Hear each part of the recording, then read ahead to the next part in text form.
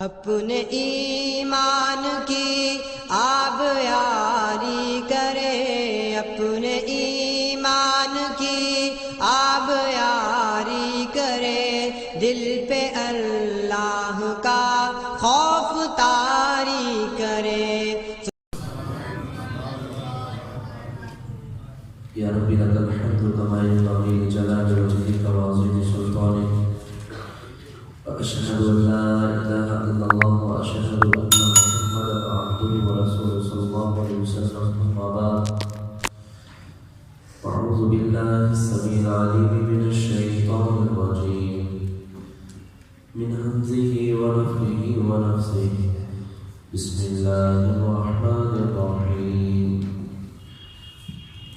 پچھلے سبق کے اندر اللہ رب العالمین نے تمام لوگوں کو مخاطب کرتے ہوئے فرمایا تھا کہ لوگوں اس میں سے کھاؤ جو زمین اگاتی ہے، حلال طیبہ، حلال ہو اور پاکیزہ ہو، شیطان کے قدموں کی پیروی نہ کرو کیونکہ وہ تمہارا دشمن ہے، وہ تمہیں بے حیائی والے کاموں پر لگاتا ہے۔ اور جب ان لوگوں سے کہا جاتا ہے کہ اللہ کی طرف آؤ جو اللہ نے نازل کیا ہے، تو کہتے ہیں ہم اپنے باپ دادا کے اوپر ہی دین پر رہیں گے، جو انہوں نے ہمیں بتلایا ہے اسی کے اوپر عمل پیرا ہوں گے۔ اللہ فرماتے ہیں اگرچہ تمہارے باپ دادا عقل بھی نہ رکھتے ہوں، نہ ہی ہدایت یافتہ ہوں، پھر بھی تم انہی کی بات کو مانو گے۔ اور یہ مشرکین جن کو پکارتے ہیں ان کی مثال ایسے ہے کہ جو پکار کو تو سوچتا ہے، ندا کو تو سوچتا ہے، لیکن اس کا جواب نہیں دیتا۔ سمن بہرے ہیں، بکم گونگے ہیں، عمیٌ اندھے ہیں، فہم لا یعقلون، یہ کچھ بھی شعور اور عقل نہیں رکھتے۔ پھر اللہ رب العالمین نے خاص ایمان والوں کو مخاطب کرتے ہوئے فرمایا، اے لوگوں جو ایمان لائے ہو، کلو کھاؤ من طیبات پاکیزہ ما رزقناکم، جو ہم نے تمہیں رزق دیا ہے، واشکروا للہ، اور اللہ کا شکر گزار بندے بن جاؤ۔ جب تم اللہ کا شکر ادا کرو گے لازیدنکم، تو تمہیں مزید نعمتوں سے نوازے گا۔ ان کنتم ایاہ تعبدون، اگر تم خاص اسی کی عبادت کرنے والے ہو تو یہ کام تمہارے لیے بہت ہی بہتر اور اچھا ہوگا۔ اللہ کی عبادت کرو گے، اللہ تم پہ راضی ہوگا، اپنی رحمتوں کا نزول تمہارے اوپر کرے گا۔ یہ پچھلے سبق کے اندر پڑھا تھا۔ آج کا جو سبق ہے وہ صفحہ نمبر 15 ہے اور آیت نمبر 173 ہے۔ پیچھے اللہ رب العالمین نے جس طرح پہلے لوگوں کو، پھر ایمان والوں کو مخاطب کرتے ہوئے کہا کہ حلال اور پاکیزہ کھانا کھاؤ، رزق کھاؤ، اب اللہ رب العالمین ایک اور انداز کے اندر بتلانے لگے ہیں کہ کون کون سی چیزیں حرام ہیں، کن چیزوں سے منع کیا گیا ہے، کون سی چیزیں تمہارے پر کھانا حرام ہے۔ اس حوالے سے مزید بات سبق کے اندر ہوگی۔ اللہ رب العالمین نے ارشاد فرمایا، انما سوائے حرما، حرام کیا گیا ہے، علیکم المیتۃ، تمہارے اوپر مردار، مردار حرام ہے تمہارے لیے، جس پر اللہ کا نام نہ بھی لیا جائے اور وہ ذبح بھی چاہے کر دیا جائے، وہ بھی مردار کے اندر ہی شامل ہوگا۔ اسی طرح ایک جانور گلا گھونٹ کے مر جاتا ہے، کسی جانور نے دوسرے جانور کو ٹکر لگائی، وہ اس سے مر گیا، یہ بھی حرام ہے، مردار ہے۔ ایک جانور اوپر چھت سے، پہاڑ سے نیچے گر گیا، یہ بھی حرام ہے، مر گیا، یہ حرام ہے، اس کا بھی گوشت نہیں کھایا جائے گا۔ حرام کوئی بھی جانور ہو، چاہے حلال کیوں نہ ہو، یعنی بکرا ہے، بھیڑ ہے، کوئی بھی حلال جانور میں سے ہے، اگر یہ بھی اسی طرح بن جائے تو یہ حرام ہے، اس کا کھانا بھی جائز نہیں ہے۔ اس لحاظ سے نبی اکرم صلی اللہ علیہ وسلم فرماتے ہیں ہمارے لیے 2 مردار اور 2 خون حلال کر دیے گئے ہیں۔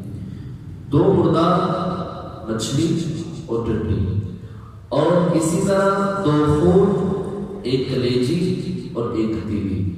یہ اللہ رب العالمین نے امت محمدیہ صلی اللہ علیہ وسلم پر یہ آسانی پیدا کی، یہ استعمال کر سکتے ہیں، کھا سکتے ہیں۔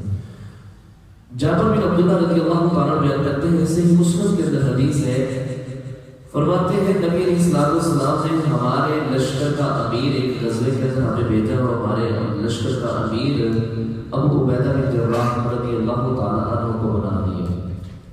ہمیں ایک تھیلا زادرہ کا بھی دے دیا، یہ لوگ کھجوریں تم استعمال کرنے دو اور ساتھ کام پورا کرو. اب اس میں سے امیر ابو عبیدہ بن جراح رضی اللہ تعالیٰ ایک کھجور پورے قافلے کے اندر تقسیم کر سکتی، یعنی سب کو ایک ایک ملتی تھی. تو جو راوی بات سوچنے والا تھا وہ کہنے لگا حضرت صاحب ایک کھجور آپ سارا دن استعمال کرتے تھے. کہتے ہم ایک کھجور کھا لیتے، اوپر سے پانی پی لیتے اور کھجور کی گٹھلی کو ہم اس طرح چوستے تھے جس طرح بچہ چوستا ہے، ہم اسی طرح سارا دن گزار لیتے تھے. تو کہنے لگے حضرت صاحب ایک کھجور کے ساتھ آپ کا سارا دن گزر جاتا تھا. کہنے لگے اللہ کے بندے ایک کھجور کی قدر و منزلت کا بھی ہمیں اس دن پتہ چلا جب ہمیں کھجور بھی نہیں ملتی تھی. ایک کھجور، پھر اس کے بعد کھجوریں بھی ختم ہو گئی. ہم پتے پانی کے اندر بھگو کے وہ نرم ہو جاتے تھے اور ہم پتے کھایا کرتے تھے. اللہ، پھر بھی اللہ کی ناشکری نہیں کرتے تھے. کہتے ہم چلتے گئے ہم نے دور سے دیکھا تو ایک ٹیلا پہاڑ نما ایک چیز نظر آئی. تو ہم نے کہا چلو چلتے جا کے دیکھتے ہیں ہے کیا. کہتے جب ہم وہاں پہنچے تو ایک بہت بڑی مچھلی تھی جس کا نام امبر تھا. ہم نے اس کو کھانے کی کوشش کی، گوشت لینے کی، تو ہمارے اندر بھائیوں نے اختلاف کیا، انہوں نے کہا نہیں کھانا. تو کہنے لگے ہم میں سے کچھ لوگوں نے یہ مسئلہ سنا ہوا تھا کہ نبی اسلام نے فرمایا ہے کہ اس مندر کا جو مردار ہے، مچھلی مردار بھی ہو چاہے زندہ ہو، یہ ہمارے لیے حلال ہے. یہ مچھلی اللہ رب العالمین کی طرف سے ہمیں کھانے کے لیے ملی ہے تو ہم کھائیں گے اسے. انہوں نے ادھر کھانا شروع کر دیا. راوی بیان کرتے ہیں ہم 300 آدمی تھے. ایک مہینہ مسلسل ہم نے اس مچھلی کے گوشت کو کھایا تھا. اس کا گوشت پھر بھی ختم نہیں ہوا تھا اور ہم صحت مند موٹے تازے ہو گئے تھے. اور کہتے ہیں اس مچھلی کی جو آنکھ کا حصہ تھا نا، گلائی تھی، 13 افراد ہمارے اس جگہ پہ بوڑھے آ جاتے تھے. 13 افراد بیٹھ جاتے تھے. پھر اس کی جو پسلی تھی نا، جو پہلے نمبر پہ بڑی پسلی تھی، ہم نے ایک بڑے قد والا اونٹ اس کے اوپر کچاوا رکھ کے ہم نے اس کے اوپر بندہ بڑھایا اور پھر ہم نے اس کے نیچے سے بندے کو گزارا تو وہ اس کا سر اس پسلی کو ہڈی کو نہیں لگتا تھا. اللہ، کہتے ہم نے کچھ حصہ ساتھ بھی لے لیا. نبی مکرم صلی اللہ علیہ وسلم کو آ کے سارا واقعہ بتلایا. آپ صلی اللہ علیہ وسلم نے فرمایا یہ اللہ رب العالمین نے بطور رزق یہ تمہیں نعمت عطا فرمائی تھی. اگر تمہارے پاس کچھ بچہ ہے تو مجھے بھی دو، میں بھی کھاؤں. پھر صحابہ فرماتے ہیں ہم نے نبی صلی اللہ علیہ وسلم کو بھی اس میں سے دیا تو نبی اسلام نے بھی اس کا حصہ یعنی گوشت کھایا تھا. تو یہ مچھلی یہ سمندر کا جانور ہے، مردار ہو یا زندہ ہو، یہ دونوں حالتوں میں جائز ہے، انسان کھا سکتا ہے. لیکن یہاں جو بات ہو رہی ہے یہ جو پالتو جانور یعنی جو حلال جانور ہے، پیڑ ہو گئے، گائے ہو گئی، اسی طرح اور جانور جب ان کے گلے کے اوپر چھری نہ چلائی جائے گردن کے اوپر تو اس وقت تک یہ حلال نہیں ہوں گے، یہ مردار ہی سمجھے جائیں گے. آگے فرمایا بددما اور خون، یہ جو خون بہنے والا ہے نا، چاہے زخم سے نکلے یا جب ذبح کرتے ہیں اس وقت خون نکلے، یہ بھی کلی طور پہ حرام ہے. اس کو بھی کوئی انسان استعمال نہیں کر سکتا. فرمایا ولحم الخنزیر، اور خنزیر کا گوشت، چاہے اس کو گھر پالا ہو چاہے یہ جنگلی جانور ہو، کسی بھی اعتبار سے یہ خنزیر کا گوشت نہیں بندہ استعمال کر سکتا. اور جو جانور حرام ہے ان کی کوئی چیز بھی انسان استعمال کے اندر نہیں لا سکتا. یہ اس کا سارا وجود ہی حرام ہو گیا ہے. فرمایا وما اہلا، اور جو پکاری گئی ہو بہی لغیر اللہ، غیر اللہ کے نام پر. اللہ اکبر، جو غیر اللہ کے لیے جس کو ذبح کیا گیا ہو وہ بھی حلال نہیں ہے، اس کا کھانا بھی حرام کا ہے. جو یاد والے کے نام پہ ذبح کیا گیا ہو، یاد والے کے نام پر اس کو بانٹا گیا ہو، یا کسی خاص دن کے اندر یا کسی خاص مقام پر یہ کام کیا گیا ہو، نبی مکرم صلی اللہ علیہ وسلم نے منع کیا ہے کہ قبروں کے پاس جا کے جانور کو ذبح کیا جائے اور لوگوں کے اندر کھانے کو تقسیم کیا جائے۔ حضرت علی رضی اللہ تعالیٰ بیان کرتے ہیں 3 چیزوں کے اوپر نبی اسلام نے لعنت بھیجی ہے، 3 کام جو کرے گا انسان، اس میں سے ایک کام یہ تھا کہ جو غیر اللہ کے نام پہ ذبح کرتا ہے، اللہ کی اس کے انسان کے اوپر لعنت ہے، وہ لعنت کا مستحق ہے۔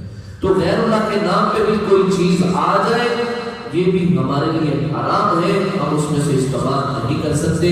نبی اسلام کے پاس ایک آدمی آیا کہ کہنے لگا نبی صلی اللہ علیہ وسلم، میں نے بوانا نامی جگہ پر نظر مانی تھی کہ میں وہاں ایک جانور ذبح کروں گا، اب میرا وہ کام پورا ہو گیا ہے، اللہ کے نبی صلی اللہ علیہ وسلم کیا میں وہاں جا کے جانور کو ذبح کر سکتا ہوں؟ تو نبی اسلام نے صحابہ سے پوچھا وہاں کوئی میلہ تو نہیں لگتا؟ فرمایا اللہ کے نبی صلی اللہ علیہ وسلم نے۔ فرمایا وہاں کوئی قبر تو نہیں؟ فرمایا نہیں۔ فرمایا وہاں کسی بت کی عبادت تو نہیں ہوتی تھی؟ فرمایا نہیں۔ فرمایا پھر جا کے تم اب ذبح کر سکتے ہو تاکہ تم اپنی نظر کو پورا کر سکو۔ تو غیر اللہ کے نام پر بھی کوئی انسان کوئی چیز بانٹے، غیر اللہ کے نام پر کوئی جانور ذبح کیا جائے، کوئی دیگ بنائے، کوئی کھانا بنائے، تو میرے بھائیوں اللہ کے فرمان کے مطابق وہ کھانا حرام ہے، حرام ہے۔ کسی دربار کے اوپر جا کے دیکھ کھلے یا کسی خاص دن کے اندر یہ کام ہو، کبھی اس کے اندر سے لقمہ نہ لیجیے گا۔ یہ کل بھی جو کچھ ہوگا 22 رجب والے دن، یہ بھی امام جعفر صادق رحمہ اللہ کے نام کے اوپر یہ سب کچھ ہوگا، لیکن حقیقت پیچھے اور ہے۔ غیر اللہ کے نام پہ کوئی نظر و نیاز نہیں مانی جائے گی، اللہ خود کہتا ہے وہ حرام ہے۔ ہاں فمن اضطر، ایک بات ہے، رخصت ہے ان چیزوں کے کھانے کی، وہ کیا ہے؟ فمن اضطر، بس جو کوئی مجبور کر دیا جائے۔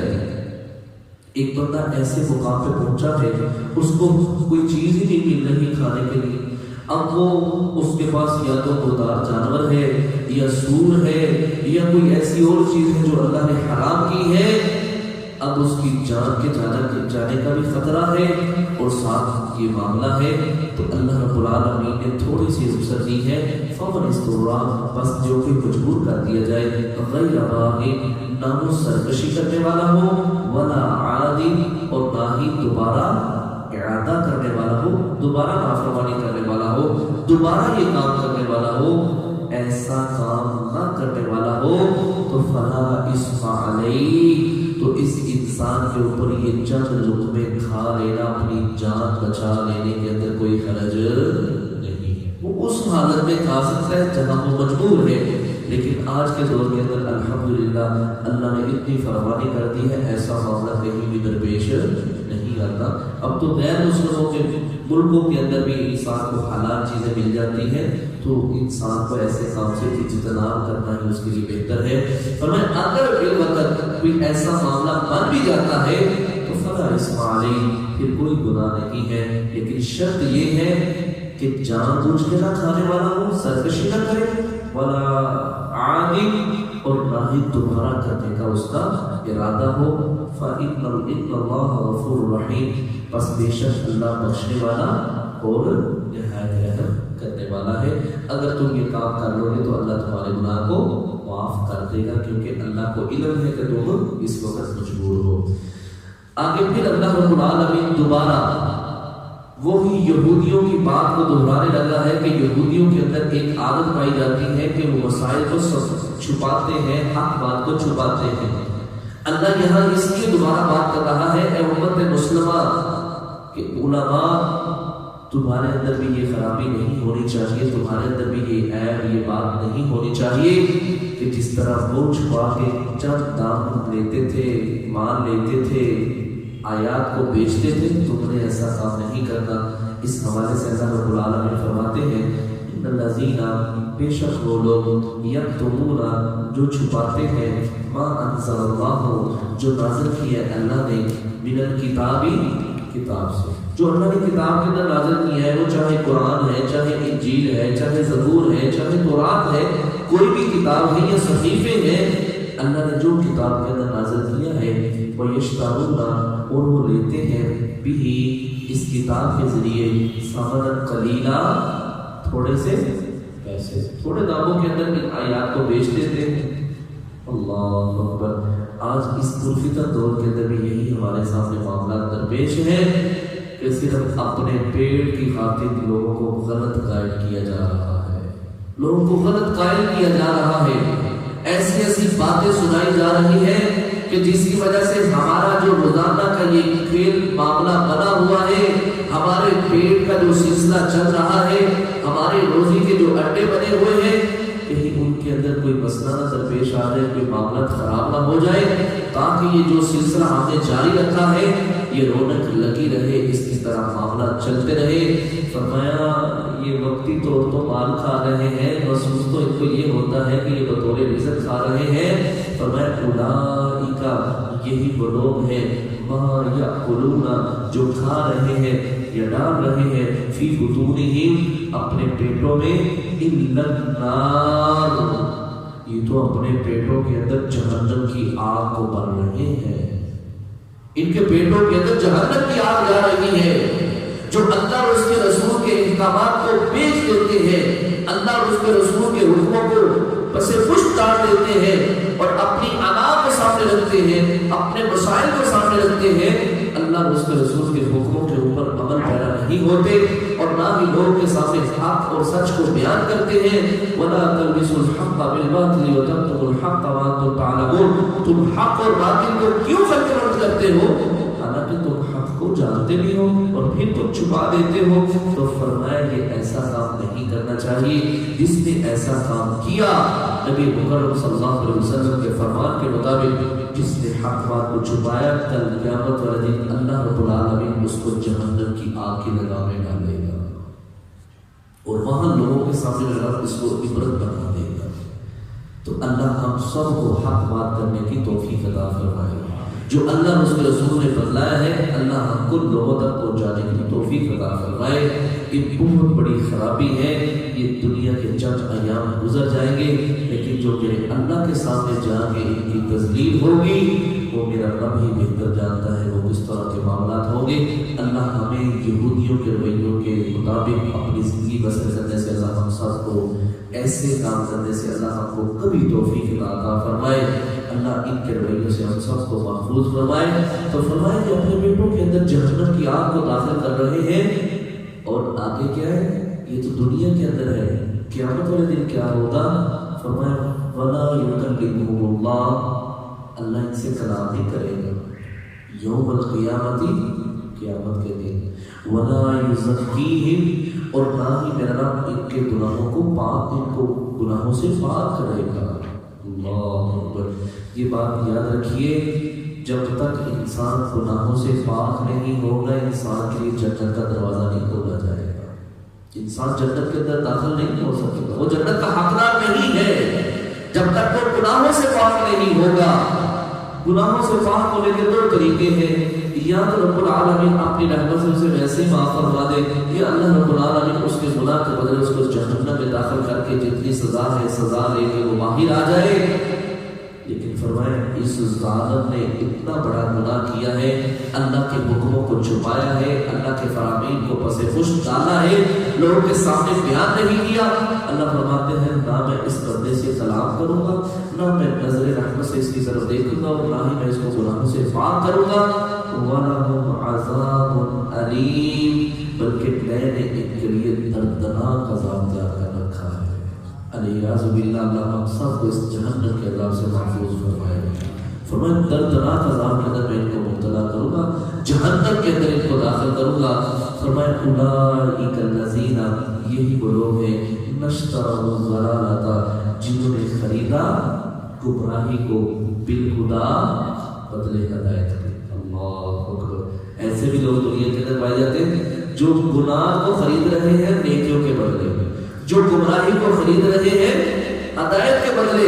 اللہ آگے اس سے بڑی بات کرتا ہے، فرمایا والعذاب انہوں نے خرید لیا ہے عذاب کو بالمغفرہ کس کے بدلے؟ بخشش کے بدلے۔ انہوں نے کہا بخشش نہیں چاہیے تھا، اللہ ہمیں جہنم چاہیے، اللہ اللہ ہمیں ہدایت نہیں چاہیے، اللہ ہمیں گمراہی چاہیے، صراط مستقیم نہیں چاہیے، ٹیڑھا رستہ نہیں چاہیے۔ اس لیے تو اللہ رب العالمین نے ان کے اوپر لعنت کی ہے، ان کے اوپر غضب نازل کیا۔ ہم نماز کے اندر ان کے لیے یہی بد دعا کرتے ہیں اور اللہ سے یہ التجا بھی کرتے ہیں، اے اللہ ان ظالم لوگوں کا رستہ نہ دکھانا، غیر المغضوب علیہم ولا الضالین، جن کے اوپر اللہ تیرا غضب نازل ہوا اور جو رستے سے بھٹک کے سیدھے رستے کو چھوڑ کے ہٹ گئے۔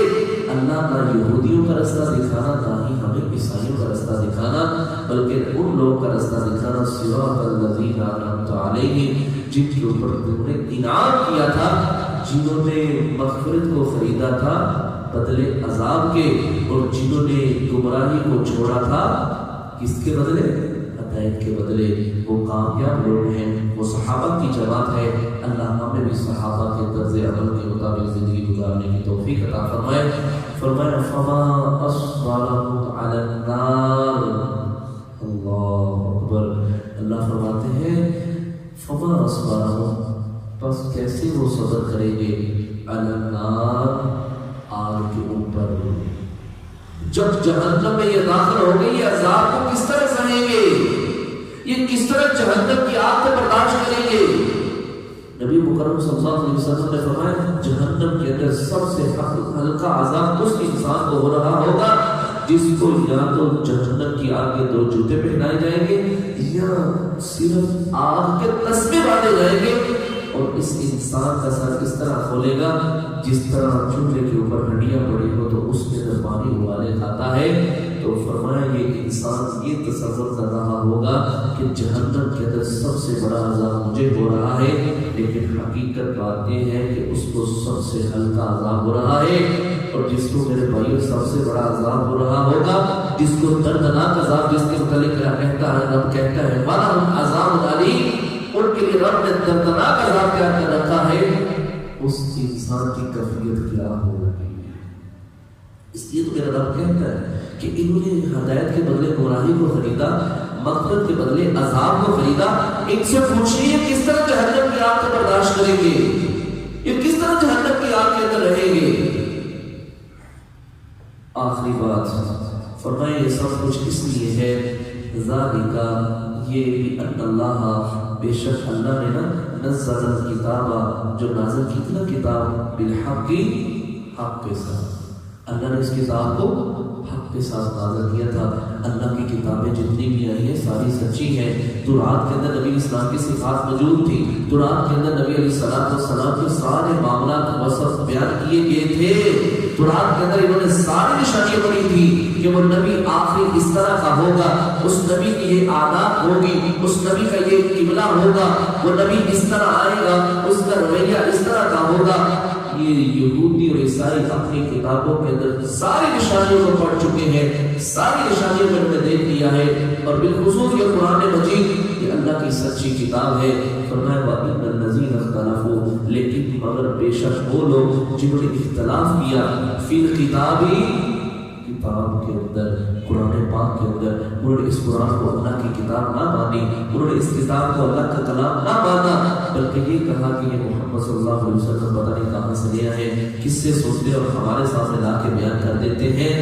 فرمایا لفی شقاق بعید، بے شک وہ بہت دور کی گمراہی کے اندر ہے، یہ ہدایت سے بہت دور ہے، اس سیدھے رستے سے بہت دور ہے، یہ حق کے قریب نہیں آ سکتے، کیونکہ یہ انہوں نے بغاوتیں ہی اتنی کی ہیں، اللہ کی نافرمانی اتنی کی ہے، انہوں نے اللہ کی کتاب کو بھی بدل ڈالا ہے، انہوں نے اللہ کے حکموں کو بھی پس پشت ڈال دیا ہے، تو یہ دور کی گمراہی میں چلے گئے ہیں۔ اب اس گمراہی سے باہر نہیں نکل سکتے، نہ ہی صراط مستقیم کے اوپر چل سکتے ہیں۔ تو یہ تھا میرے بھائی آج کا سبق، جس کے اندر ہم نے بھی بات یہ پڑھی ہے کہ مردار اور یہ جتنے غیر اللہ کے نام پہ معاملات کیے جاتے ہیں یہ سب کچھ حرام ہے، اور جو لوگ حق بات کو چھپاتے ہیں اللہ رب العالمین ان کو کل قیامت والے دن نہ گناہوں سے پاک کرے گا، نہ اللہ ان سے کلام کرے گا، ان کے لیے میرے رب نے دردناک عذاب تیار کر رکھا ہے۔ اللہ سے دعا کیجیے اللہ رب العالمین ہم سب کو جہنم کے عذاب سے محفوظ فرمائے۔ اللہ ہم سب کو حق اور سچی بات کہنے کی توفیق عطا فرمائے. اللہ ہمیں اپنی اور اپنے نبی کی ساری زندگی اطاعت کرنے کی توفیق عطا فرمائے. سبحانک اللہم وبحمدک اشہد ان لا الہ الا انت استغفرک واتوب الیک.